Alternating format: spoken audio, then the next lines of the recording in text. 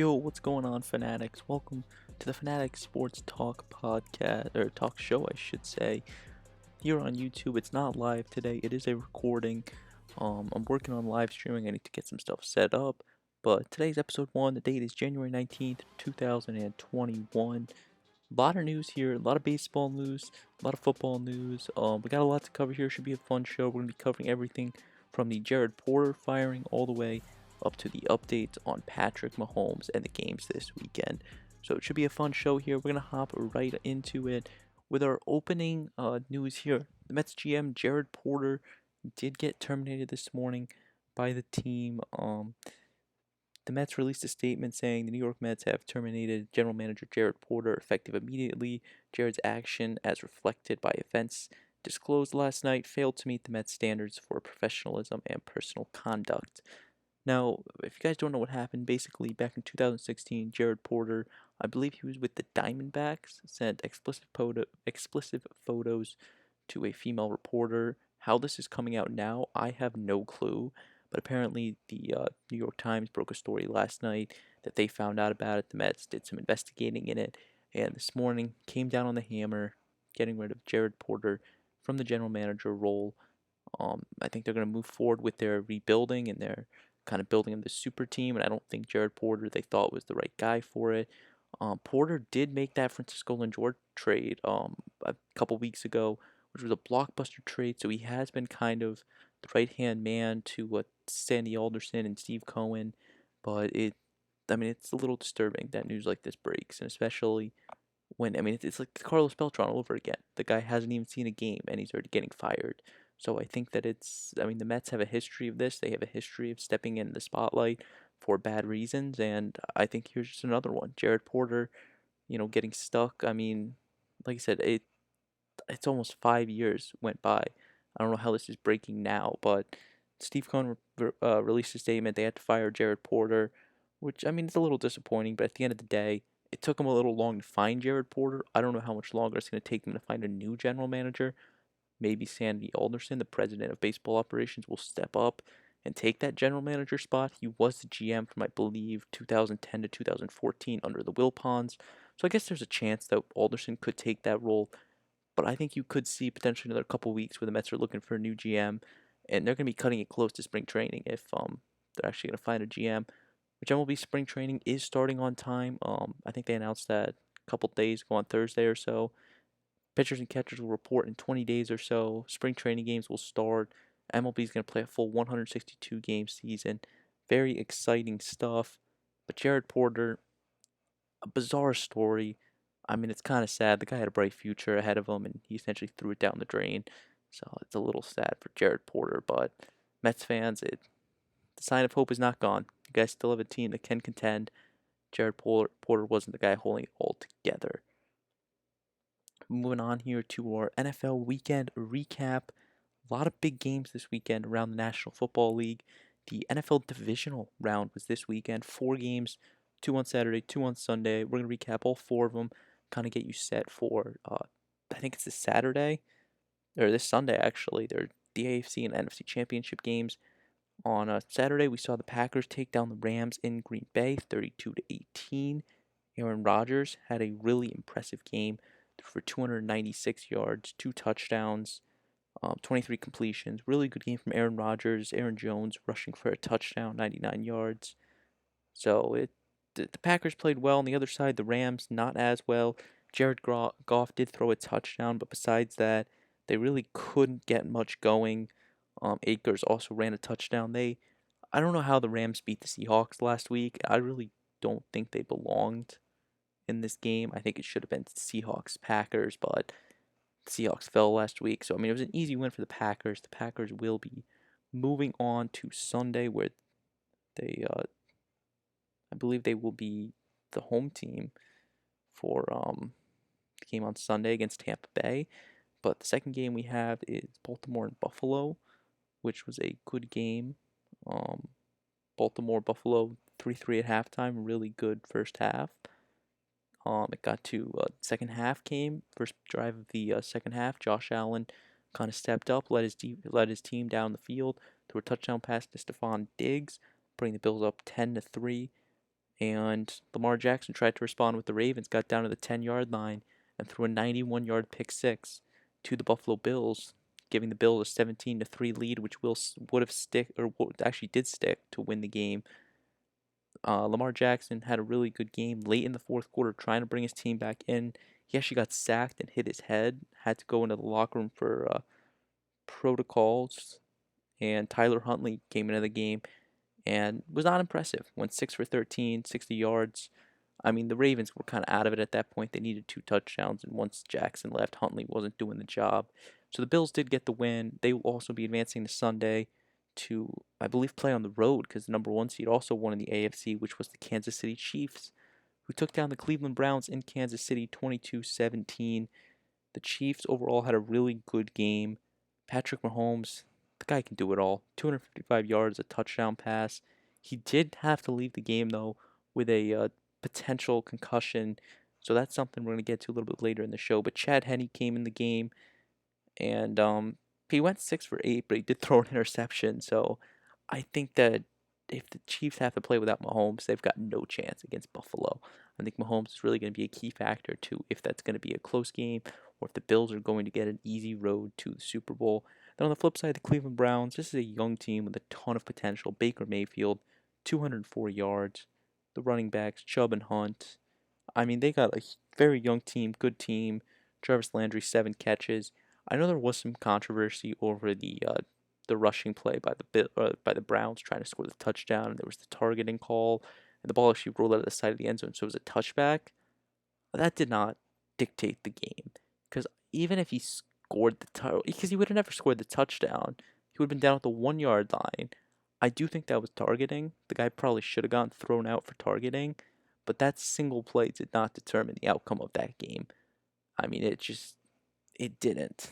Because even if that was scored, I mean, yeah, they would have taken the lead, but I think the Chiefs would have probably come down and scored again, maybe, return that on the board. But I mean, on paper, it looks like the Browns would have won that game, but I don't think that was all. Because I mean, he did. I mean, the ball out of the side of the end zone. That's the Browns guy's fault. I mean, the refs didn't screw him there. The refs screwed him on not calling targeting because that should have been targeting. He went helmet to helmet into the guy.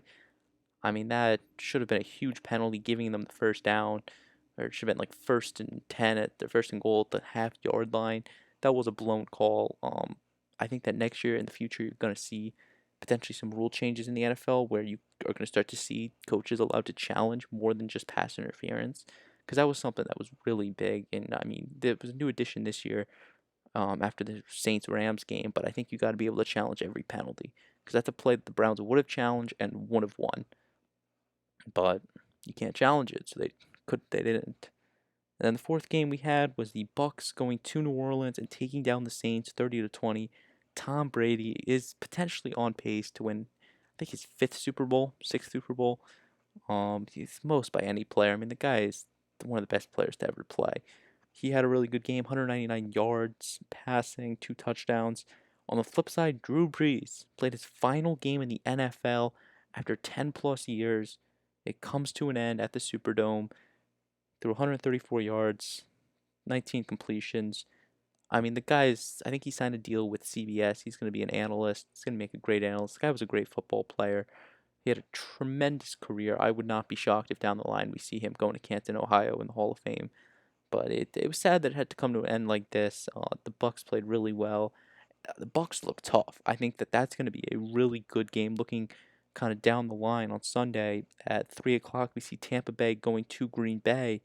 I think that could be a good game. Brady's used to the cold, unlike many of the Tampa guys, but I think that Brady can, adjust to the Green Bay atmosphere.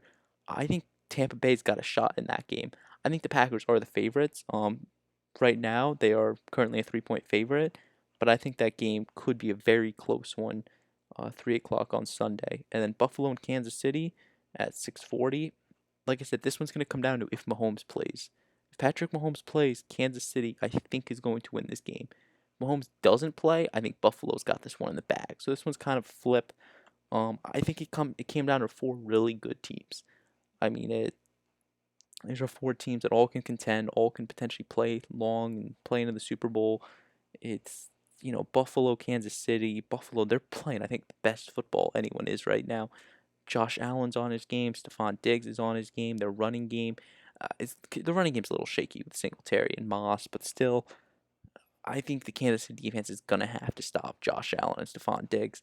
On the flip side, I think the Bills defense has to stop Patrick Mahomes. Him throwing at Tyreek and Kelsey, because Clyde Edwards-Helaire I think is missing the game. So, or at least he hasn't been helpful recently down the stretch. So that's one part they don't have to worry about. It's gonna be a really good game, regardless. But I think that if I had to make picks for the games, I'm gonna say the Buccaneers and the Chiefs would be my Super Bowl prediction. As of right now, I mean, if Mahomes comes back and plays, or if Mahomes doesn't play, I think it would be Bucks and Bills. But I think you're going to see the Buccaneers beating the Green Bay Packers at home or out on the road. And then, like I said, I think it depends on Mahomes if he plays or not. Because the Bills' defense against Chad Henne, that's almost a blowout. Because Chad Henne, he threw an interception in 8 passes. Like, I think the Bills' defense will be intercepting a lot. The Bills' defense is one of the best in football, so the Chiefs need a quarterback out there. And moving on here, we got some more MLB news. Big trade between between the Buccaneers, between the Pirates, the Padres, and the Mets. This trade I believe got done last night. Not a blockbuster. I think the biggest headliner was Joe Musgrove, a pitcher from the Pittsburgh Pirates, got sent to the Padres. The Mets got Joey Lucchesi from the Padres from it, and then the Pirates got a whole lot of prospects. They got David Bettner, Omar Cruz, Hudson Head, Drake Fellows, and Endy Rodriguez. I think the Padres sent Bednar, Cruz, Head, and Fellows, and the Mets sent Endy Rodriguez. But I mean, the Pirates are trying to rebuild, so you really can't blame them. I mean, they're not good. They're just looking to get some prospects down the line. The Padres, I thought this was an interesting move for the Padres because they're looking for kind of a fourth, fifth starter, and Joe Musgrove, I think, is a perfect guy for that. Why they included the Mets, I'm not sure, because Endy Rodriguez isn't like a top prospect for the Mets, and the Mets essentially gave up Rodriguez to get Lucchesi, or Lucchesi, I think that's how it's pronounced, Luquisha or Luquisia, and I think that I mean it's a big enough trade. I mean I think the Mets won the trade because they didn't give up much and they got a lot.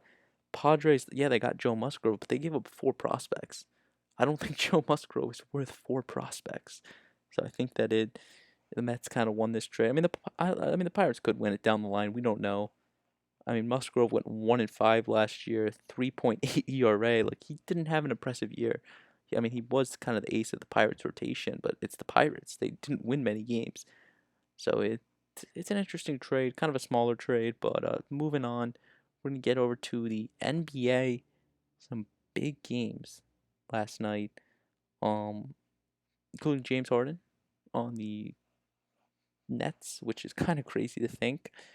He, I mean, he's the face of the Rockets, and him getting traded to the Brooklyn Nets was a huge blockbuster move. That was an absolutely amazing game. It came down to the very last play. Um, I believe Chris Middleton tried to take a 3-pointer, double guarded, threw it up, and just missed with like a second left. I mean, it was a really good game. KD came down the court with like 10 seconds left, turned the ball over. I mean, it came down literally up until the wire. It was a 2-point game. The Nets took it 125 to 123, and like I said, the Bucks took a 3-pointer at the end and missed. So, I mean, that game, the Bucks had a chance in that game. I think the Nets are unstoppable with Kevin Durant, James Harden, or Kevin Durant, James Harden. When Kyrie comes back, like they're looking dangerous. I think they've won 5 straight or something. They're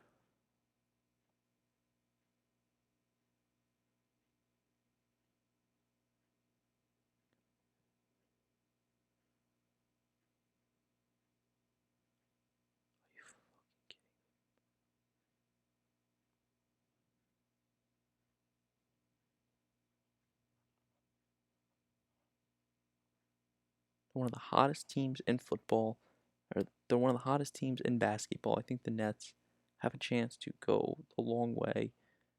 I mean, I think they're favorites in the NBA right now. I don't think any team can stop them. So, a really impressive win last night. Giannis Antetokounmpo couldn't really lead the Bucks. When looking at another big game, Golden State and and the Lakers. down in LA. The Lakers had the lead most of the game, but with like 2 minutes left, the Golden State Warriors took a lead and they actually won the game. I mean, they came back. See if I can pull the box yet. They scored 34 points in the very last quarter. They were down most of the game, and like I said, they made a late comeback to win the game. Steph Curry, 26 points. I mean, it was a great game. I didn't watch all of it, but and LeBron James, another one, had a buzzer beater to win it and missed it. Like another exciting game with the James Harden Nets game. There's also some games on tonight. If you missed the action last night, uh, I believe the Jazz and Pelicans are playing tonight, and the Nuggets and Thunder. So the NBA, it's still a little early in the season, not early enough to get some playoff contentions, play some playoff action, but it's still early enough. You kind of get the storylines for the season. James Harden and the Nets. I don't know what the Rockets GM was thinking when he made that trade. I mean, he traded away his franchise, but hey, I guess he got what he wanted out of it. But some big games out of the NBA, and then moving over to the NHL.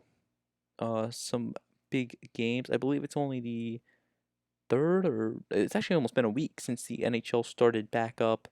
They started up on Wednesday, and some interesting games. The Islanders took down the Bruins 1-0. The Anaheim Ducks took down the Minnesota Wild 1-0. A lot of like close games. Really kind of looking ahead. There is some games tonight. We'll cover some more later on what to watch tonight. The Rangers still trying to adapt without Hendrik Lundqvist. Um, and then, like I said, a lot of close games, 1-0 games. I believe Carolina put up 3 in the third period to take down Nashville 4-2, which was a very exciting coming down to the wire. Um, it it was an exciting night of hockey. I think, like I said, same thing with basketball. It's way too early to really get the storylines of the season, considering every team has literally finished playing their series, which I think is another interesting point of this NHL season. Playing the same team back to back, I think you're going to see a lot more 1-1 splits rather than going on a long winning streak because you have to play the same team twice. If you lose the first time, you know the strategy of the other team, or if you win the first time, you got to hope the other team doesn't pick up on your strategy. Like, it's going to be tough try to win back-to-back games. And I think the NHL kind of, screwed themselves a little on that front when it came to, trying to build something that has less traveling but also works. They're playing more regional games. Like I said, we'll get to that a little bit more on what to watch because I do have some hockey games on my watch list that I think could be exciting tonight. And then moving on here, this probably should have been called NFL player updates. Like I said, Patrick Mahomes left the playoff game this weekend with an injury. The reports don't know if he's coming back or not. He does need to pass the NFL concussion protocol, which there's no update if that's going to happen or not. But he's got to pass the whole concussion protocol. And kind of staying with the NFL player updates, Deshaun Watson, I don't know what's going on with him. He does not like the Texans management right now. He's been the Texans quarterback for I think 3 years now, and he wants out. He was pissed when they traded DeAndre Hopkins. I think he's more pissed now the fact that they can't get anything done. And he's playing pretty much in the prime of his career. He was the third or fourth best quarterback, and his team won 4 games this year. So I think that's really going to show that just the Texans are a joke, and I think they need to potentially take a step back and rebuild. And I don't think Deshaun Watson wants to be a part of a rebuild. I think he wants to be the star player on a good team, and I think that I mean that's why I'm getting a little shocked when reading these rumors that he might go to the Jets because I don't know how the Jets are going to be any better. So I think that it's Deshaun Watson's going to be an interesting situation this free agency. What's he going to do? He's not a free agent, so it's going to be up to the Texans if they want to trade him or not. Um, I personally, if I'm the Texans, I'm getting rid of him because if he's already, saying that he's not happy with management, why keep him around when you could be trading him, getting a draft pick, or potentially some guys in return to strengthen some positions? I'm not sure who the backup is for the Texans, but I think, I mean, it's someone that probably could stand their own. Um, yeah, I can't pull it up here, but like I said, I think they have a backup quarterback. I'm not sure if he's any good or not.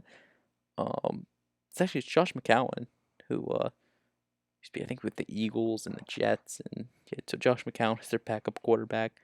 But I think they have a high draft pick though. They could always go out and draft someone, um, like I don't think Justin Fields, but actually Justin Fields might be there because if you look at the NFL draft order, oh never mind, I forgot Houston traded their draft pick away, so they should have had the third draft pick, but they traded it to the Dolphins, which is not a smart move.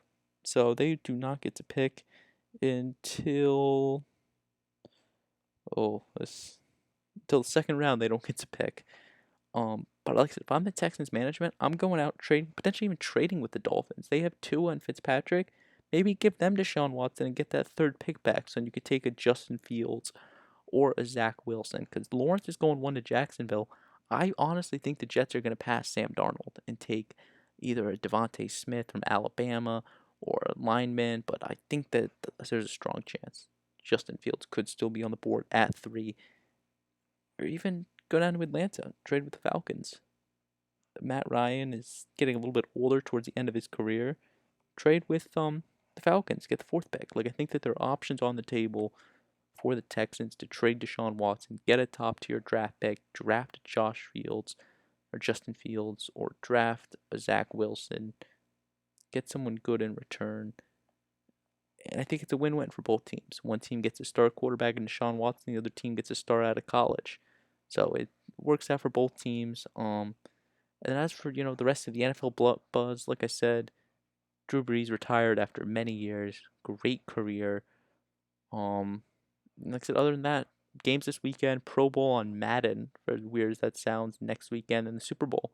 So the NFL season kind of winding down. And then the NBA or the NFL draft coming up. So a lot coming up here for the NFL as they close out their season. And moving on here to some college hoops. Some big games last night, including, I think, the biggest one of them all, the number 2 ranked Kansas going to, or number 2 Baylor actually hosting number 9 Kansas in what was a great game.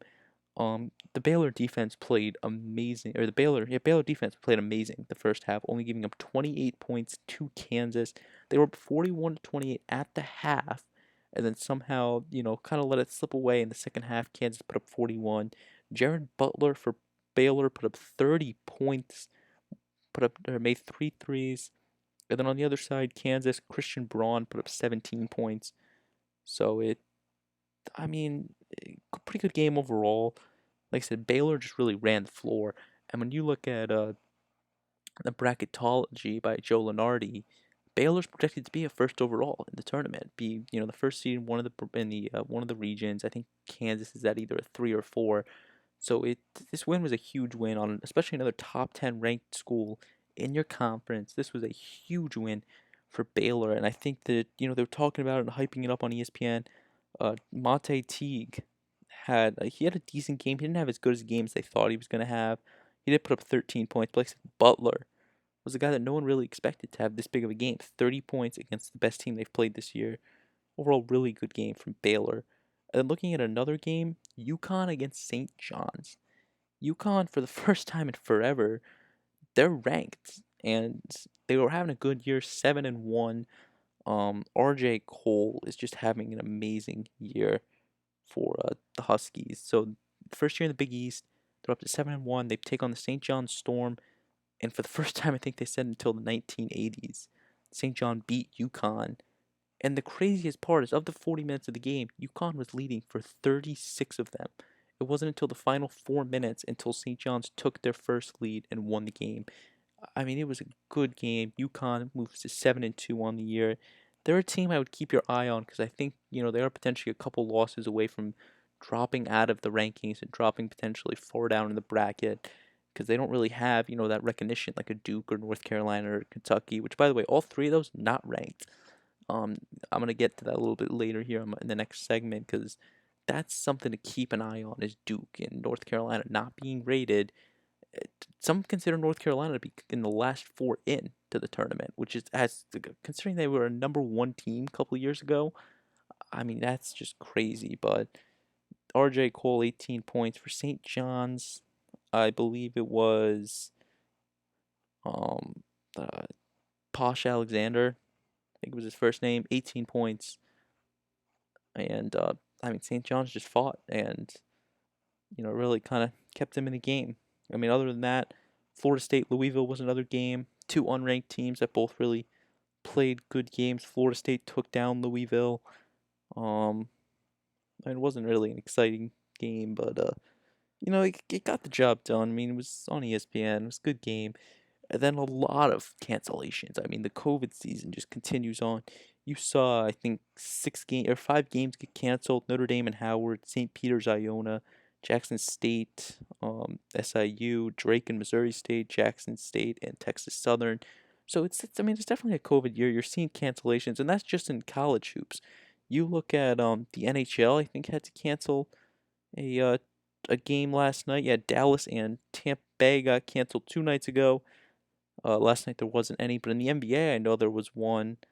Um, I believe it was Cleveland and Washington, the Cavs and the Wizards had to cancel. So the COVID season is rolling on.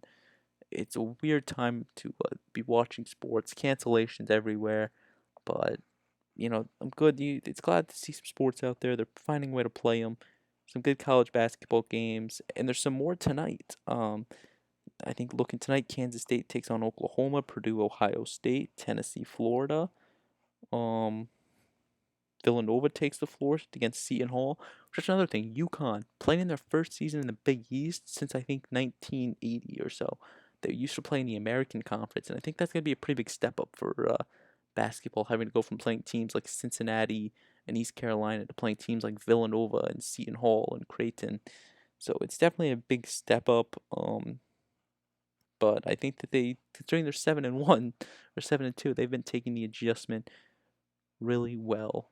Now we're getting to the final segment of the night, what to watch. Now, I'm going to try to do this every day. This is basically, I'm going to give you 3 games that are on tonight that I think had the potential to be really good games. And I think that, maybe they might be worth watching. The first game we have is back on some college basketball. It is Duke against Pitt. This game is on at 9 o'clock on ESPN. Pitt is currently 7-2, while Duke is 5-3. Like I said, the first time that Duke hasn't been ranked. Duke, North Carolina, and Kentucky haven't been ranked since I think the 80s. They said Duke is 5-3. They are projected to play a bracket spot, but I think a win really could go a long way. They are playing in Pitt, which is another interesting thing. Neither of these teams are ranked. Pitt, they're actually 6 spots out of Joe Lunardi's bracket. So they're trying to fight their way into a rankings, fight their way into the bracketology, and a win here against a top tier school like Duke, I think really could be big. And like I said, it has the potential to be a really good game. Duke Pitt, college basketball, 9 o'clock on ESPN. I mean, I think Duke's the favorite in this game somehow, but like I said, Pitt's trying to pull off the upset, and like I said, it could be a really good game. Now, staying on the hardwood, we're going to move over to the National Basketball Association, where the Pelicans are going to Utah to take on the Utah Jazz. Jazz a favorite in this one. The only reason this is on here tonight, Donovan Mitchell is playing really well. Lonzo Ball has the chance to make his return to the court, and the Jazz are on a 5-game winning streak. So the Jazz are playing for a lot tonight, a lot at stake for the Utah Jazz. This game's also on at 9 o'clock on NBA TV. So if you're sitting around tonight at 9 o'clock, you want to watch some basketball, you got Pelicans, Jazz, Duke, and Pitt, some big games. And then the third game, we're going to hit the ice for the New Jersey Devils and the New York Rangers. Devils are 1-0-1. The Rangers are 1-1. Like I said, the Rangers are still adjusting to no Henrik Lundqvist. Their their goalie gave up 4 goals in the first game of the Islanders, but then no goals in the second game. So he's had one off game, one on game. As for the Devils, they're coming off a split with the Bruins. You're going to be seeing, no Henrik Lundqvist. You're going to be seeing Jack Hughes for the New Jersey Devils, the 2017 first overall pick in the National Hockey League draft. So a lot of superstars going at it. I think this game, like I said, New Jersey, New York, kind of some crosstown rivals. I think this game's got a ton of potential, somewhat of a big rivalry. That game is on at 7 o'clock on MSG. So It's not nationally televised, but if you have MSG on the East Coast, definitely want to give it a watch. Rangers, Devils. So those are the 3 games here for the 19th of January. I've got Duke and Pitt, Pelicans, Jazz, and Devils and Rangers. 3 games that are all kind of on tonight, and if you're looking for something to watch, they're there. That's actually gonna do it for the first show of the Fanatic Sports Talk. If you enjoyed, make sure you subscribe, hit that like button. There's gonna be a new one of these, either live or pre-recorded, at 4 o'clock every weekday, Monday through Friday. But that's gonna do it for the show.